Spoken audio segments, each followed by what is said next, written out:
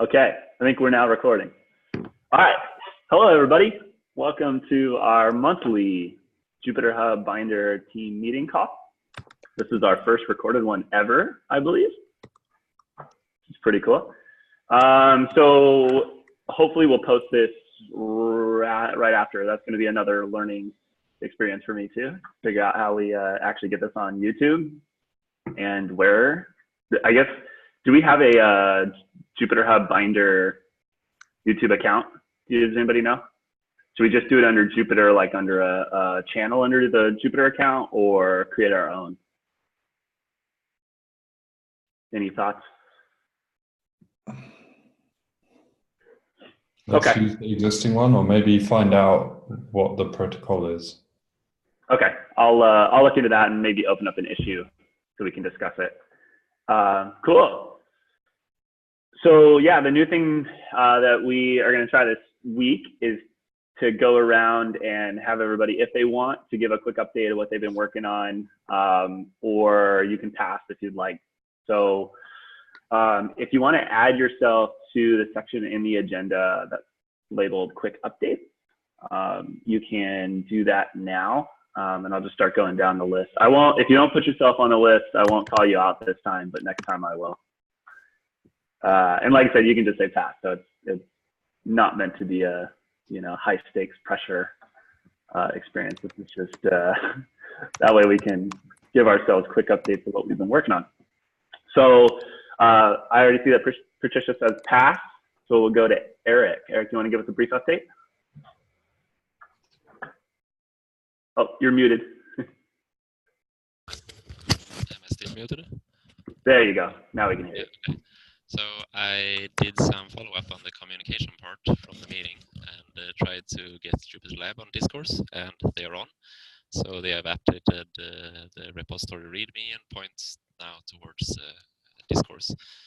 And a nice feature is that you can subscribe or track and get notification of certain categories or subcategories. And since JupyterLab now is a category, the maintainers, or some of them, have started subscribing to issues there and posts. So that way, anybody posting there will not be left alone in the dark. I've been also doing some work on Authenticator stuff, hoping to make it easier to use OpenID Connect stuff.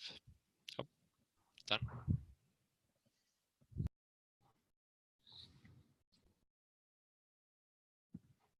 Muted. Lindsay, you want to go next? Sounds good. Sort of semi-related. I went yesterday there was a Google HPC day. And I just made some notes about the day, and then there's a lot of actually decent resources that they compiled about various aspects of like how to deploy different things on Google Compute. So I have some links and stuff in there. If anybody has questions as you're reading through stuff, I'm happy to chat in more detail offline.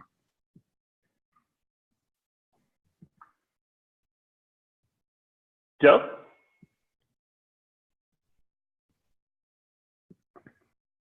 All right, can you hear me? Yes, we can. Okay, good. I was muted.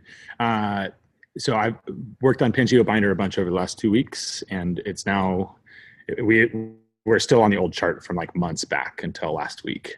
So we tore the whole thing down and kind of started over, but it's now current with mybinder.org. We have continuous deployment and some better testing. Should make it much easier to keep it as fresh as possible. So it's up and running. Everything's good. UV came in and saved the day, as he always does. Awesome. Tim?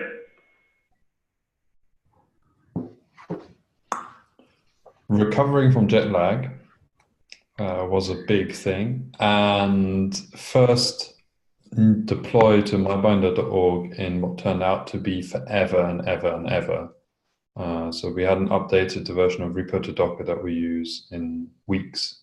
So I worked on that a bunch and noticed a problem yesterday evening or the night before that we had before, that there were a whole bunch of pods that got stuck in terminating.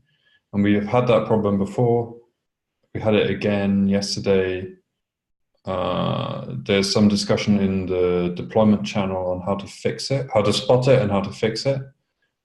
Eventually, we're going to have to figure out what actually causes it.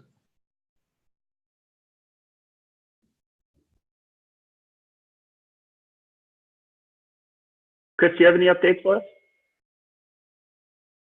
Can you guys hear me? Can you all hear me? Oh, nothing really huge. The biggest thing is I've been trying to get a bunch of stuff working in JupyterBook that that works with Binder. So there's something called NB Interact, which it lets you display interactive widgets in the static HTML page that's powered by a Binder kernel. And we've been trying to get that working with JupyterBook. And then let's see, other than that, the main changes have been on the discourse site. So there was like some general energy at the meeting around using discourse for things outside of just the JupyterHub and Binder world. So there's now a Jupyter Lab top-level channel, and there may be an enterprise gateway top-level channel.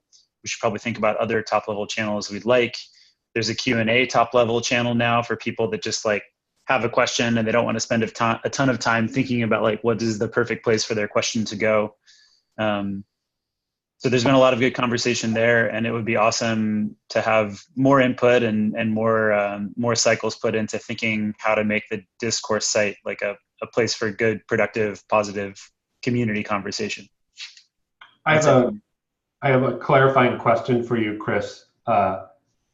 Can categories be nested, and can people be given access to different channels with different permissions? Like, can we have a channel that the steering council can post to, but the world can read? And like, what level of permissions are there?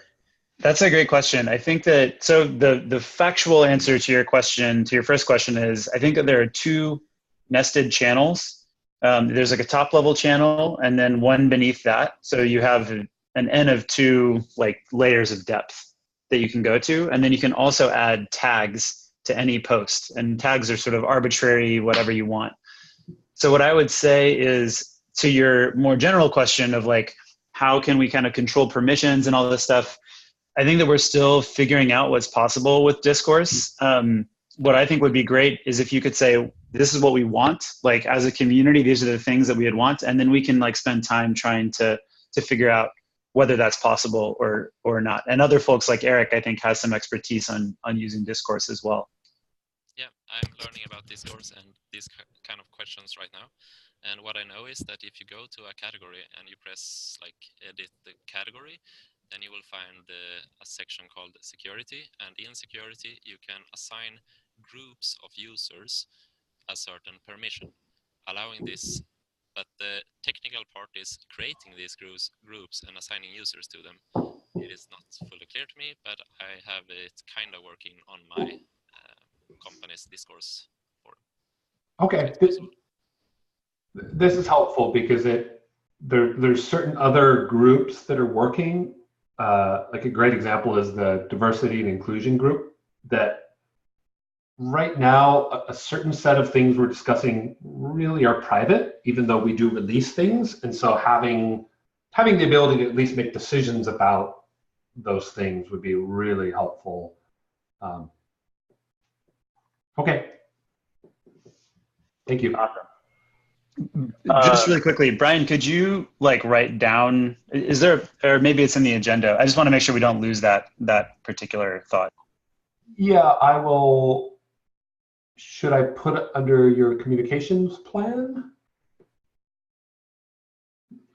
Sure, that sounds good. Yeah.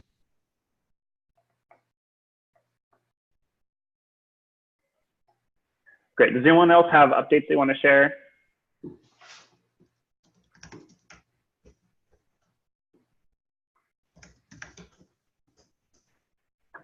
Okay, we'll go ahead and move on to reports and celebrations. So I'm just going to read through these, and if anything comes up in the meantime that you think of, feel free when I get to the end to do a brief shout out.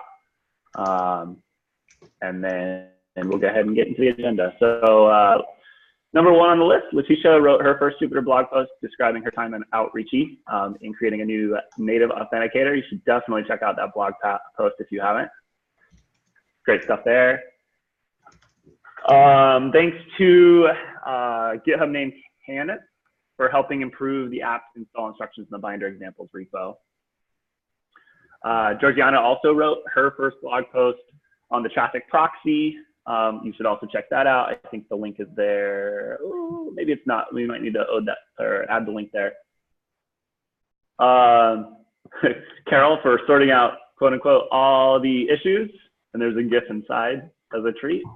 So thanks to Carol. I don't think she's on this call, but some great work there. And then we already discussed this a little bit, but the JupyterLab team is entering the discourse world under the Jupyter page.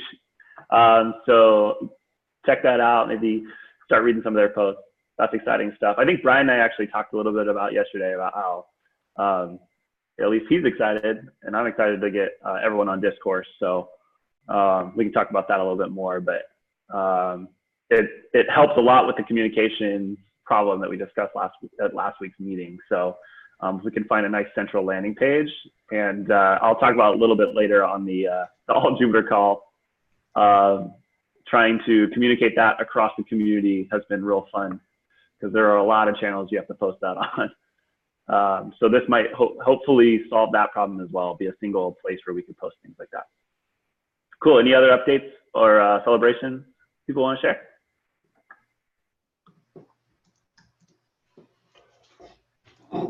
Thanks to Tim for making the first mybinder.org deployment in like 2 months or something.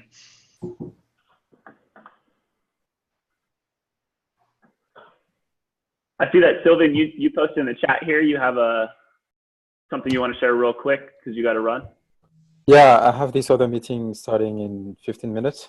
And so I don't have so much time, but I just wanted to give a heads up regarding the Ovh deployment. So as you may know, there is a group of people at Ovh who put together a binder instance.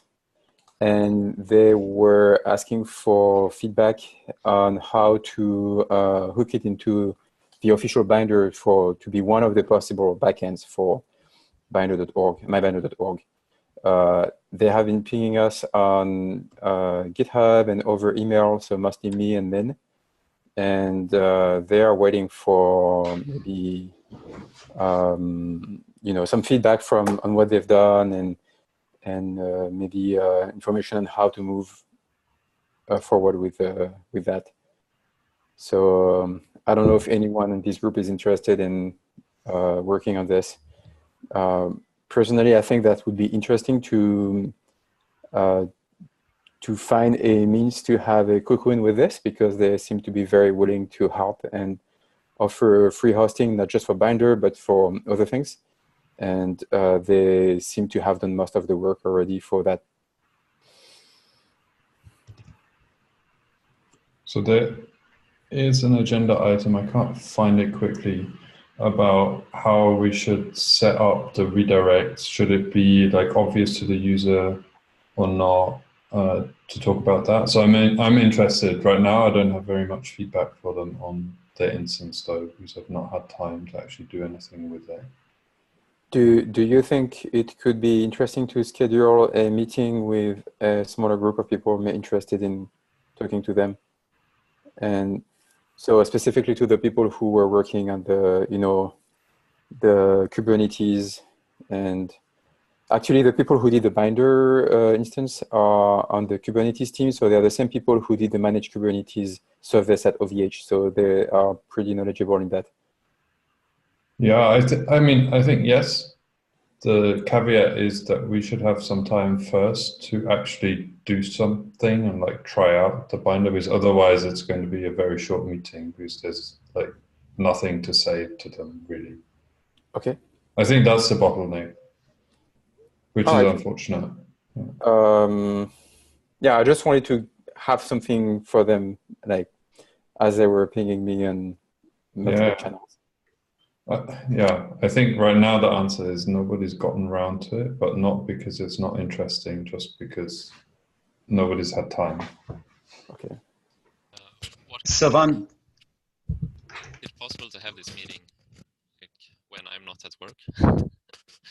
And yeah, Ovh, that's bronze, right? So I couldn't hear that. So I was considering times for the meeting and if it was possible to schedule it when I'm not at work. France is in the same time zone as me, I think. So is this meeting, does it need to be during working hours? I don't know if it needs to. I guess it's better for them. It's probably more convenient. But because they are doing this at work. What we could do now is, Tim, you were saying you need you would need some time, for example, to investigate this before we have a meeting, and perhaps we set a time, and yeah, if this meeting is possible for me to attend, I'd be interested in doing it, but only the weekends would be guaranteed possible for me.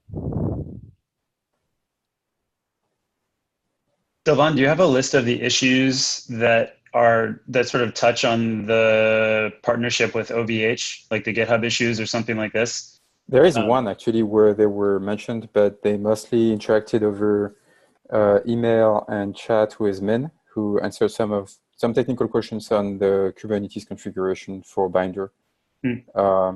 Last time we chatted, they had a staging cluster like running what they have done, and it worked perfectly. I could check multiple binders that I already use that we have, and they were like, it was just working just like Binder.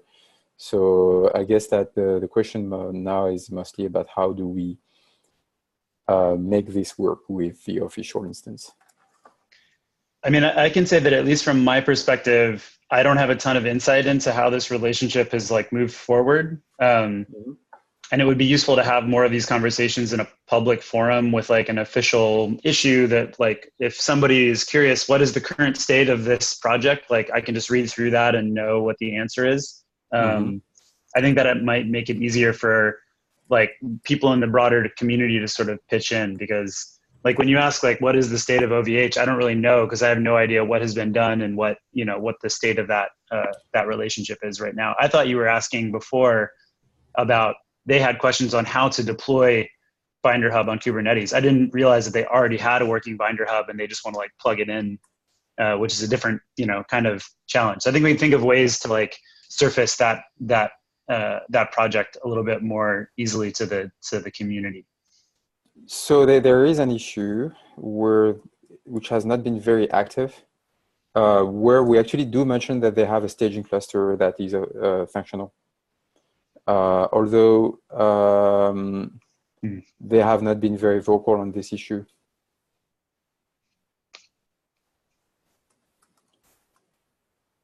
So yeah, Min posted on February 18th, OVH folks have kindly provided us a staging cluster for getting started with this. But he was saying that he was super busy with the grant proposal that we were working in Europe. Yeah, and now he's a dad, so he's even less available. Yes, exactly. So I have the access credentials for the cluster. Yeah, but that's about as far as I've looked at it. And I don't think until after next Wednesday I'll have time to look at it either. Because... okay, maybe we could do a kickoff short meeting with them after next Wednesday. Yeah. I think hopefully at the end or towards the end of the agenda, we will get some better idea on, or not better idea, but decision maybe on how people imagine a federation to work. And that would already be useful. I think that then we can already ask them some questions and give them some ideas as well. Okay. Yeah. Do you want to send an email to do that? To propose a date? Yeah, I'll do that right away. So who else wants to be included? Eric? Yeah, I can't guarantee to be part, but yes, I would like to be invited. So hopefully take part. do you want to join Chris from the US? Yeah, I'm happy as long as there's a time that works. I'm happy to join in. Although I also want to flag like we should be having as few emails as possible and more GitHub issues or discourse threads or something like that. Because it is anytime you make an email chain, you're going to unintentionally like miss some people on that thread that could potentially be helpful in the conversation. Well, yeah, this is just about scheduling a meeting, but I can post the same information in the GitHub issue if you want. Yeah. And we should try and get UV involved, who is basically going to make, well, now we need India, America, and Europe to all have time at the same time. It's not possible. Exactly. Yeah. But that's where it is helpful to have information like public so that people can asynchronously get themselves updated on stuff. All right, so I'll post a link to a calendar invite on the GitHub issue and propose a few times. Yeah, so that anyone can respond to the poll. Perfect. Thanks, Sylvan. So that's it on this. Thanks, Evan. All right, and that will move us into our main agenda items. So the first thing on that agenda is talking about this new speaking queue idea. I don't know if for lack of better phrasing. And this is, we came up with this kind of idea from our group meeting, all team meeting last week, which was this idea that instead of having people kind of jump in and interrupting or randomly popping in on a conversation, we actually will use the bottom section of the agenda as a place to list your name if you have thoughts on the current topic or a question about the current topic being discussed.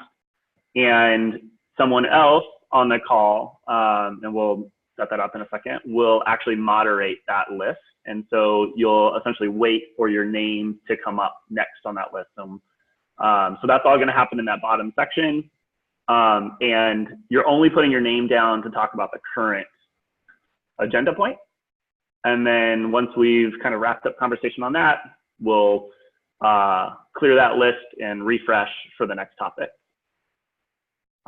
Is that clear for everyone? Anybody have questions about that right now? I just put a link to the speaking queue section in the chat room.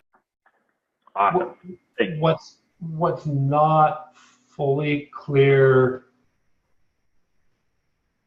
the way I read it was more additional agenda items, which is different from what you, for the intent you're describing. Now, some of it is that I may not be reading, like it may be that I just didn't read it carefully, but that wasn't clear. Gotcha. So we need to rephrase the agenda section, the instructions a little better. Yeah.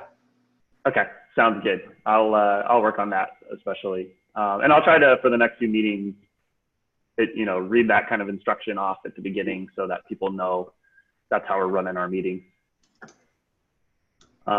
Cool. So yeah, so just like I said, feel free to add yourself just append yourself to the end of the list. And then we'll have somebody calling off names, and we'll time box each person when they do put your name on that list, so you really only get a minute to discuss. And I'll try to do my best to enforce that. And then we'll try to move through the agenda quickly. I'll also time box each overall agenda item. So if we start going too long, I may have to cut off the list a little early just so that we make sure we get through agenda items. Cool. Okay, so we'll move on to a quick report from the Turing Way workshop. Patricia, Sarah, you want to lead that for us? Yeah, can you hear me? Cool. So we ran 3 workshops with the Turing Way in the last 2 weeks, I think, 3 weeks. So 2 of them were like teaching people just how to use the public Binder Hub, and one was actually about setting up a Binder Hub. So we had 30 people for the booster reproducibility with Binder workshops, and they all quite like that. So feedback was good, right in the room was good. Some of them had use cases where they're going to have private data, so I'm not entirely sure if they get full use out of what they learned, but everybody was happy. We had our own old school stickers, so that was good. Probably more interesting is the Build a Binder Hub workshop, which also was fairly well. So we had 13 people attend, and most of them had actually a Binder Hub up and running by the end of the workshop. Those who didn't, we are pretty sure that we have identified what went wrong and how they can fix that going forward.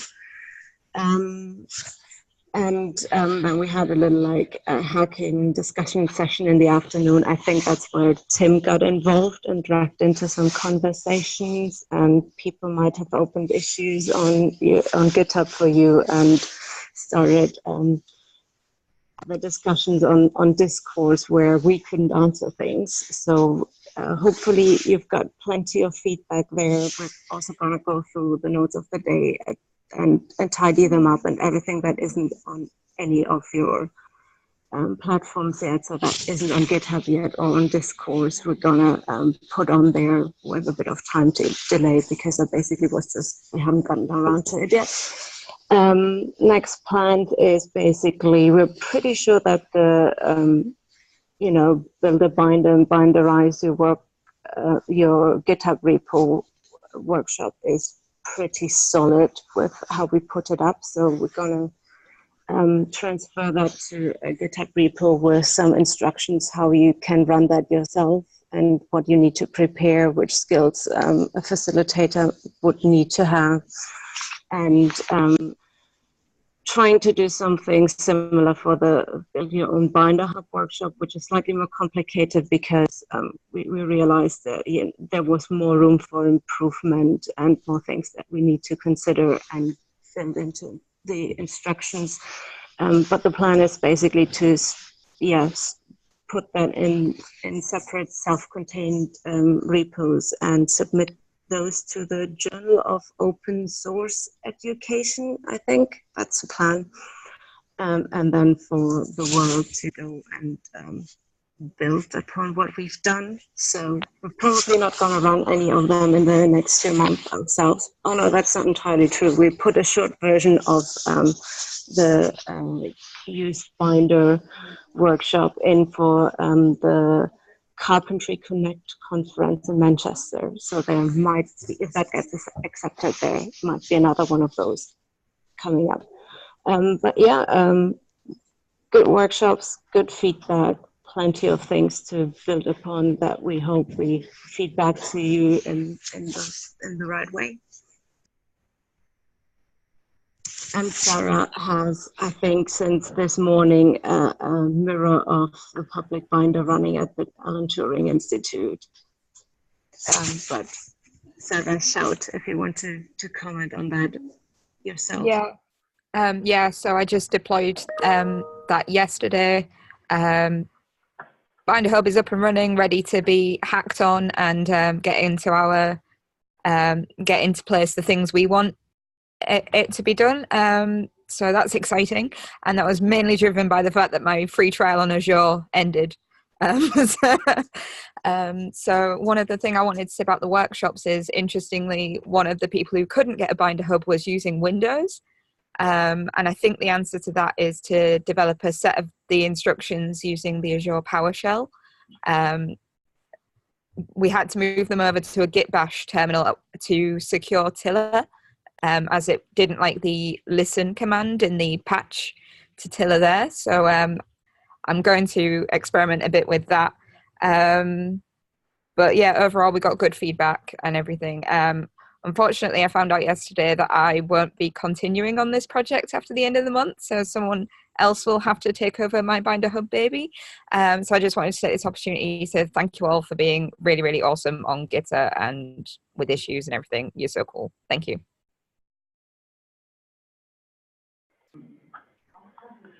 Chris, you have your names on the list next. Well, so first of all, I just want to say it's super awesome. I think it's awesome that you all are deploying this, and also that you're running these workshops. So thank you. a question that I have is, I would be curious for those who were in the room, what were the kinds of people that were at the Build Your Binder Hub workshop? Were they like IT style people? Were they librarians? Were they like individual kind of scientists, educators? If you could provide some insight into that, it would be helpful. Yeah, so we had a lot of RSEs. We held it in Sheffield as we knew there was quite a large RSE group there who were interested. We had a couple of people who were educators. Someone from the Open University was very interested in using it as a teaching resource. We had someone from the Project Jupyter team helping us out, Tom. Patricia, can you remember anybody else? I think some of the people were just researchers in the room, and some PhD students. I mean, like the helpers we had were PhD students. So people that just said like, I won't get anyone in IT services to set this up for me, so I will need to learn those skills myself, pretty much. So mixed audience. I think we mainly targeted, when we announced them, we mainly targeted research software engineers, because we thought it would we would like to have people that actually make a proper business case at their institutions to run this as central service. This was our initial idea. I think we need to revise that. Reality will be that there will be a lot of individual researchers that just run that for the group. But yeah, in terms of targeting audience, I think, and how we put the word out there, we've learned a lesson, and I think that's going to go in the reflections of when we write up what anyone would need to know who wants to run this themselves. I think this is where we figured out that there's room for improvement, but we try to capture all that in our write-up.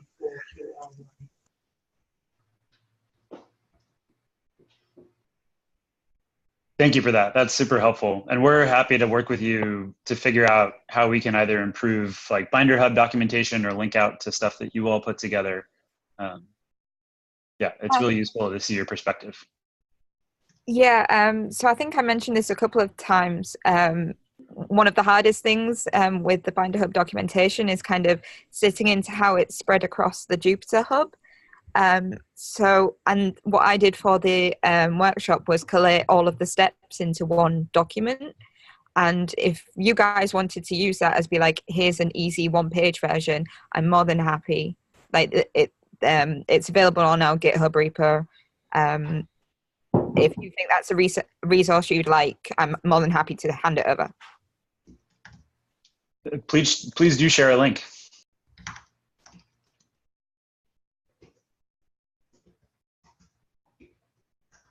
All right. Thank you for that, Patricia and Sarah. Chris, you're on the list next for talk about the communications plan that you posted on the discourse page. Okay, cool. I'll post a link to it here. I'm not going to go through the whole thing because I tried to write out like the general thoughts in that discourse post. So I'll just give the high level approach. At the team meeting, we talked about trying to formalize and structure like the different avenues that we have for communication as a team in the Jupyter Hub and Binder space. I know that there's this conversation about like the broader Jupyter community and whether it uses discourse and whatnot, but I'm sort of boxing this to our like sub team. And so I just tried to think through some of the conversations that we had at the team meeting and surface those on the discourse so that like anybody who wasn't at the team meeting could also comment and see what was there. The basic idea is that right now it's a little bit unclear what kinds of conversation should happen and the different avenues of communication that we've got. There are obviously different kinds of channels make it easier to have certain kinds of conversation. And in some cases, those channels aren't primarily about conversation. They're primarily about other things like, GitHub is primarily about code and repositories and stuff like that, not necessarily conversation. So the proposal is basically to use 3 different like kind of primary channels for conversation. The most generic channel is discourse, which should be kind of a catch-all for lots of different kinds of things.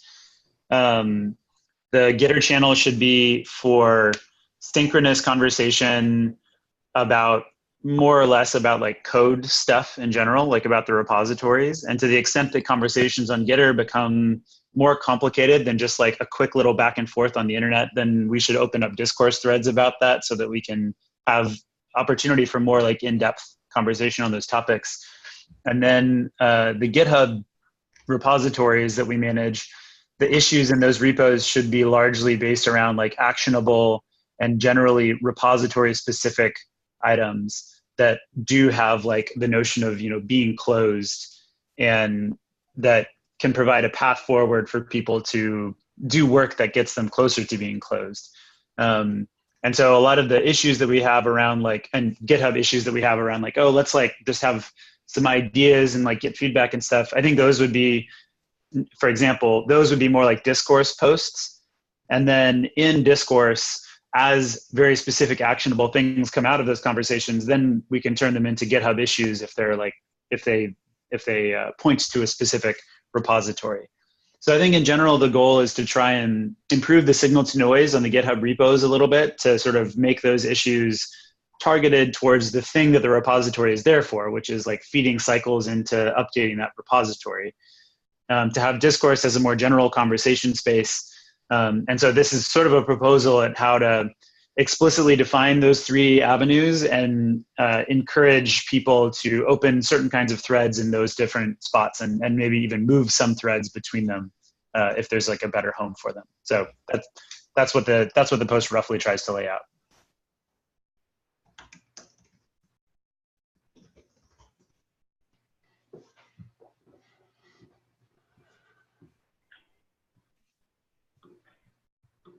Do you, sorry, no one's in the queue, so I'm just gonna sneak in here. Do you have to opt in to follow threads? Like I haven't been able to explore much time, but basically like, you know, once I follow the Jupyter Google groups, I get everything no matter what. And so that's nice because I at least make sure that I see everything, and maybe it's a little annoying because I get a lot of traffic, but I haven't figured out like how to make sure that I don't miss things in discourse, and maybe some ideas on how to do that the best. They have this in the same thread that Chris have linked. I have made a post, I think, about how to watch or track issues. It's currently a post in the meta category, and oh, I didn't. Well, I'll post it to it. And I just linked it in the chat room. Excellent. So in this, you can choose to follow a category or a subcategory in the way you would like. And one nice option to me, I would say, is to watch the first topic or a post. So you get a notifications about new posts in that category. And you could also choose the extreme option of being notified about everything, or only notified by your mention, if you're mentioned, for example. And I think there is also an override to whatever you set on a category level, that if you would participate in a topic and you write a post or a reply or something like that, you will probably also get notifications about replies to that. It is my understanding summarized right now. That sounds good. I didn't see that post, which shows my own flaw in not tracking people's threads. Yeah, cool. Thank you, Eric. And one more note about this. Since you can track specific categories, that could influence how we choose to define categories. If you have a very broad category, then you can only track the broad category in a certain way.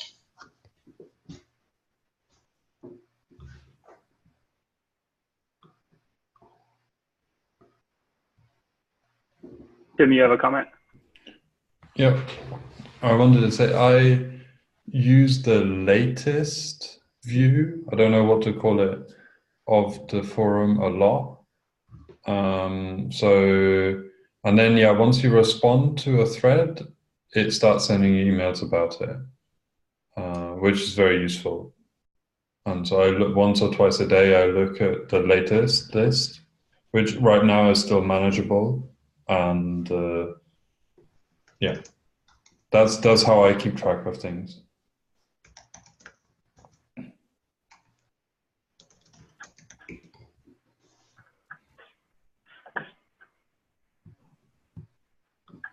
Bye, Brian.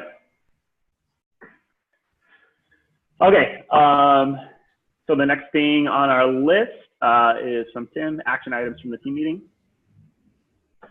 Yeah, I'm trying. There we go.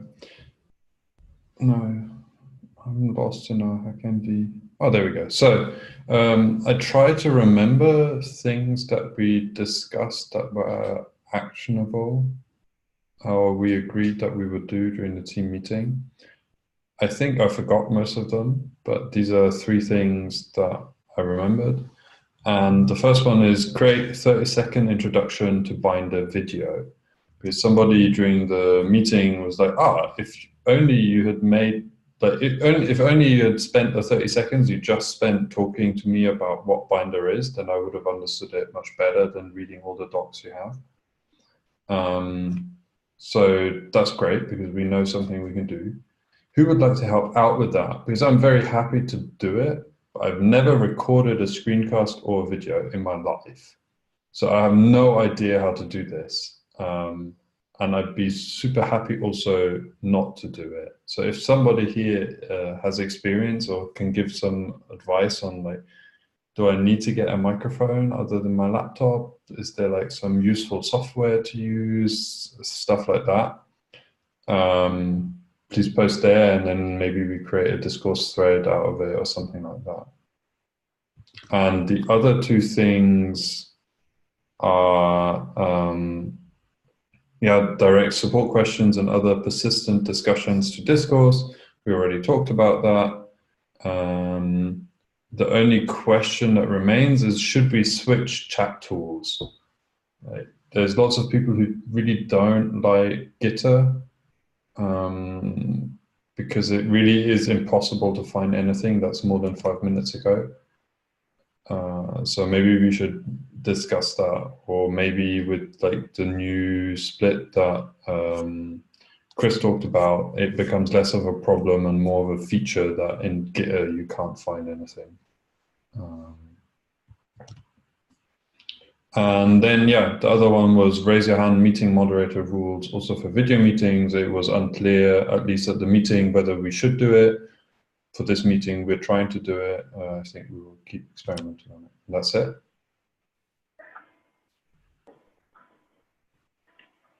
Chris, do you want to lead us off here? Yeah, just really quickly, I think I just wanted to flag, I don't believe that she's in this meeting, but Letitia was interested in the video stuff, and I think she'd be good to ask because she also has experience in recording since she's been doing a podcast for several years now.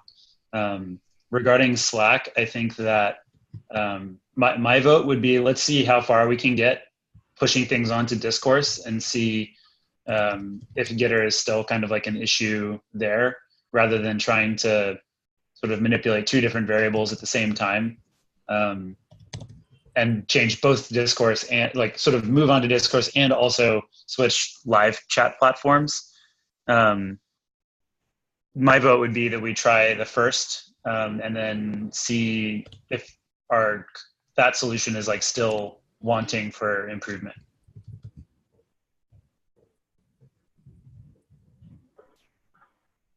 Eric?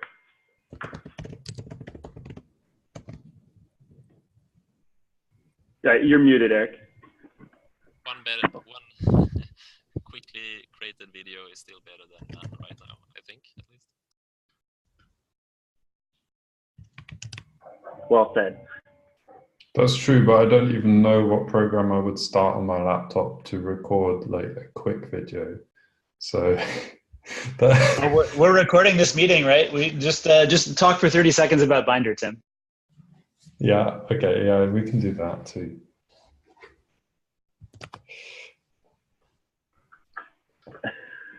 I was just going to say that I have like tried to like look everywhere on the internet and the interwebs to find some sort of call moderator software where people could like all log in and add their name, and then we could check it off. I haven't been successful in searching for that. So, and I think even Chris like tweeted it out at one point too. So if anyone comes across something like that that they could share, that would be awesome. But I have not been successful. I have seen that there are videos, video call software that you can use like internally for a company that you pay for, and that's included. But like, I don't think Zoom has it as a feature, at least not from what I could find. So yeah, if anything comes across someone's radar, feel free to shoot it to me or talk about it on the call next time.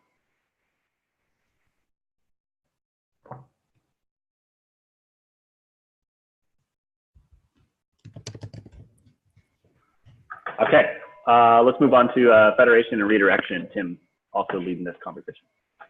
Yeah, so you saw in the Turing Way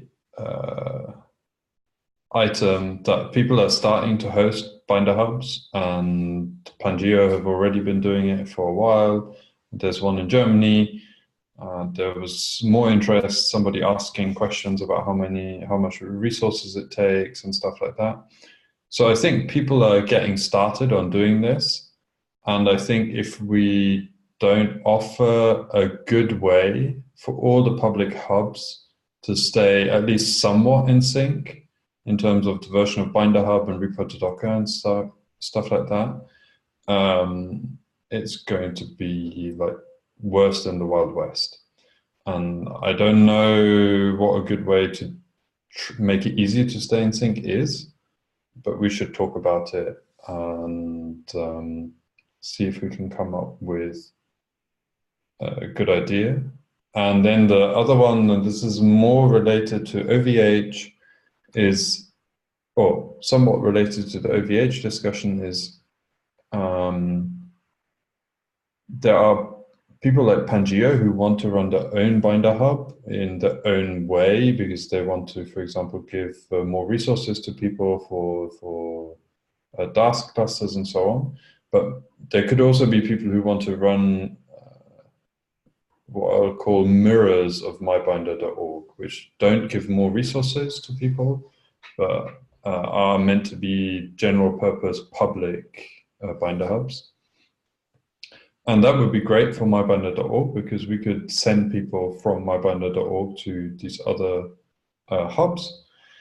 And then I think we should discuss a little bit, maybe not now, but we should think about what is the motivation for other people to run public hubs and let us send them traffic.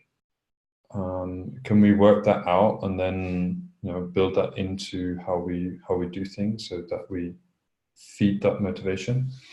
And then something which I think we should just decide, should the redirect be transparent so that the user doesn't actually ever know that they're now running somewhere else?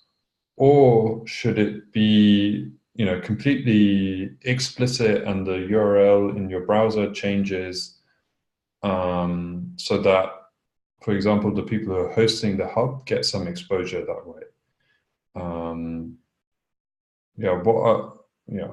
And then, that's connected. Do we want to implement redirection at the level of mybinder.org? I think there's advantages to doing that. There's also disadvantages. So for example, if you make it an explicit redirect, then people already struggle to find the right URL to copy, to share with others. And so if we make it explicit, there will be now a third kind of URL you could share. And that might just create more broken links in the world, which is not a good idea. So yeah, I don't know what the best way to decide these questions is. Maybe if you have some input now, that would be good. And otherwise, maybe we should turn them into either GitHub issues or a discourse conversation. That's it. Chris? Okay, this like raise your hand system is making me realize that I talk a lot. I guess it's kind of the point. Two really quick things. One, I think that we should try to highlight the difference the different binder hubs that are out there, because I think that it sort of is a way to highlight like a value that we have in the binder community of like a community of binder hub deployments. And I think that that would be a good way to do so. One idea is to expose some templating on like the loading page, so that when someone clicks on a binder link as it's loading, there's like a message, there's like a space that a binder hub deployer can customize to whatever their institutional goal is. And regarding links, I mean, I'd be curious what people think about just using mybinder.org as like the sort of standard like routing point for links, and then exposing some kind of like a parameter or something like that that allows you to then route the user to a specific binder hub if you really want them to be on a specific binder hub. I'd be curious what people see as potential pros and cons of that approach.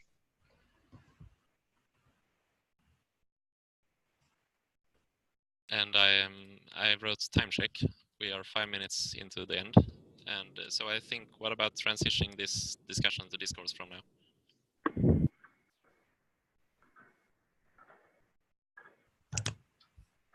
Sounds good. I was just gonna say the same thing about loading page to showing the university or the institute that's hosting it. I was also gonna say we could allow advertisements and have look at that. Maybe not. Maybe that's evil.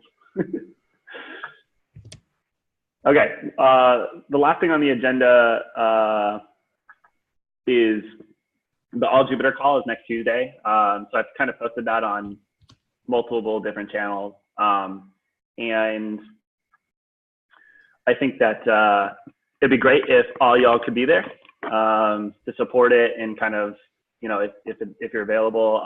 Also, if anybody would be interested in doing a little like update representing JupyterHub and Binder, and then maybe even do a little demo of something that's happening in our space.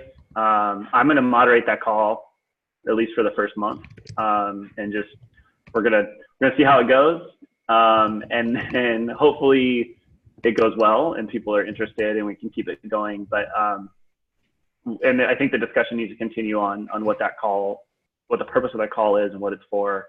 But I think right now we're envisioning it, or at least I'm envisioning it as something for the community more than it is for the developers.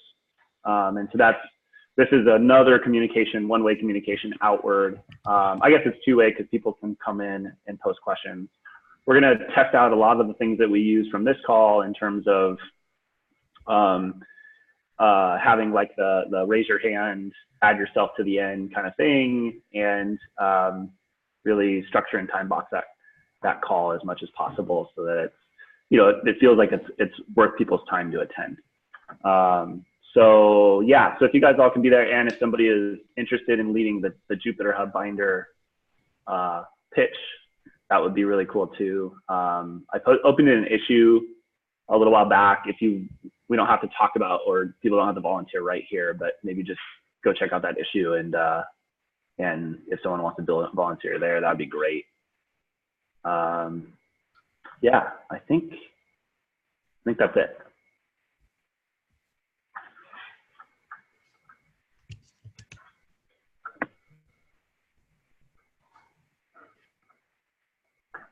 Okay, if nobody has anything else, Brian put something on there, but he left. And we've been talking about some things in related to OAuth and JupyterHub, and really it sounds like Eric's also be working on that stuff. So we should probably sync up at some point. But we don't really have anything tangible to talk about other than I think he just wanted to mention it. As something we're now exploring for a grant we're working on. So there's some discussion on GitHub, but we'll start to add discourse threads and GitHub issues as that continues to develop. So we'll open up avenues for conversation there. Anybody have anything else they want to share? We got 1 minute. There's one more thing from Eric. Yes. Oh yeah. Sorry. So I want to just ask now that we're grouped, there is this GitHub repo on Jupyter/help. is it all okay to submit a push? I'm hoping to submit a pull request and to say this is now deprecated, see discourse, which was kind of discussed on the meeting. Confirmation, is this okay?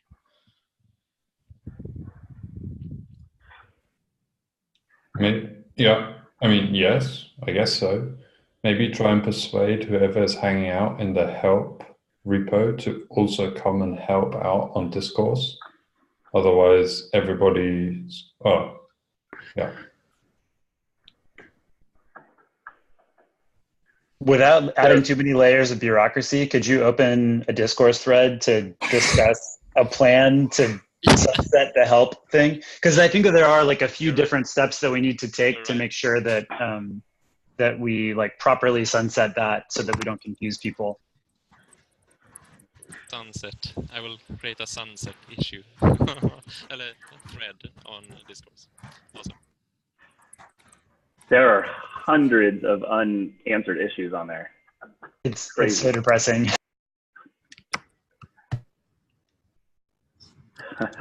Okay.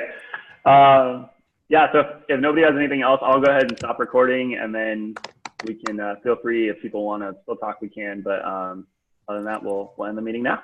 Sound good? Cool. All Thanks, right. Zach. Thanks, everybody. Yeah. Thanks.